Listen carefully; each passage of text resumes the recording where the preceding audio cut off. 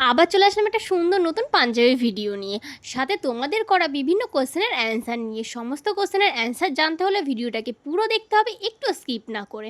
তো তোমাদের সাথে আগের দিন যে পাঞ্জাবি ভিডিওটা আমি শেয়ার করেছিলাম তাতে তোমরা অনেক ভালোবাসা দিয়েছো, তার জন্য আমি খুব খুশি হয়েছি আর থ্যাংক ইউ সকলকে। আর তোমরা সেইখানে আমাকে একটা কোশ্চেন খুব বেশি করেছিলে যে আচ্ছা তুমি যে পাঞ্জাবির কাজগুলো করো এক্ষেত্রে কি তোমার ব্যাক সাইডের কাপড়ে কোনো কালার লেগে যায়? আমার না অনেক সময় এরকম কালার লেগে যায়, তো এর জন্য কী করতে পারি বলো তো? আর এটা কেন হচ্ছে?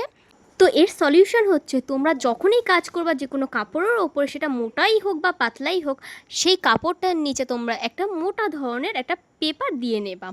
পেপার বলছি তার কারণ আছে। ধরো তুমি পেপারের বদলে একটা কাপড় নিলে বা কোনো স্পঞ্জ টাইপের এমন জিনিস নিলে বা কোনো প্লাস্টিকের জিনিস নিলে, যেটা জিনিসটাকে হয়তো ওই কালারটাকে সোক করে নিচ্ছে কিন্তু কালারটাকে শুকাচ্ছে না সঙ্গে সঙ্গে।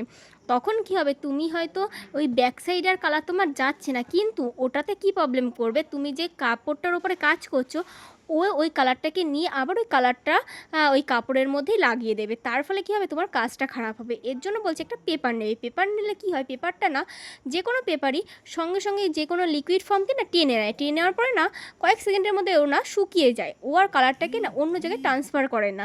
তার ফলে পেপারটা নিলে আমাদের খুব সুবিধা হয়। আশা করি তোমরা যারা যারা আমাকে এই ধরনের কোশ্চেনটা করেছিলে তাদের সকলের ডাউটটা আমি ক্লিয়ার করতে পেরেছি। আর তোমাদের এরকম আরও কোশ্চেন যদি থেকে থাকে তোমরা কিন্তু আমাকে কমেন্ট বক্সে সেটা জানাতে একদম ভুলো না। আমি সবসময় চেষ্টা করবো তোমাদের সমস্ত কোশ্চেনের অ্যান্সার সুন্দরভাবে দেওয়ার। আর দেখো, তোমাদের সাথে কথা বলতে বলতে কিন্তু আমার পাঞ্জাবিটা প্রায় কমপ্লিট হয়ে গেছে। আর লাস্টে আমি এখানটা একটা সুন্দর কড়ি এক দিয়ে আমি আরও এটাকে সুন্দর করার চেষ্টা করেছি। কড়িটা আমি লাগিয়েছিলাম এখানে একটা আঠা দিয়ে, প্লাস আমি সেলাইও করে দিয়েছি এটা যাতে কোনোভাবে আর খোলার চান্স না থাকে। তো ভিডিওটা তোমাদের কীরকম লাগলো, পাঞ্জাবির কাজটা তোমাদের কীরকম লাগলো কমেন্ট করে জানাতে কিন্তু একদম ভুলো না। জামাই ষষ্ঠীতে সকলে কীরকম মজা করলে সেটাও কিন্তু জানাতে একদম ভুলো না। আর সকলে খুব ভালো থেকো, বাই।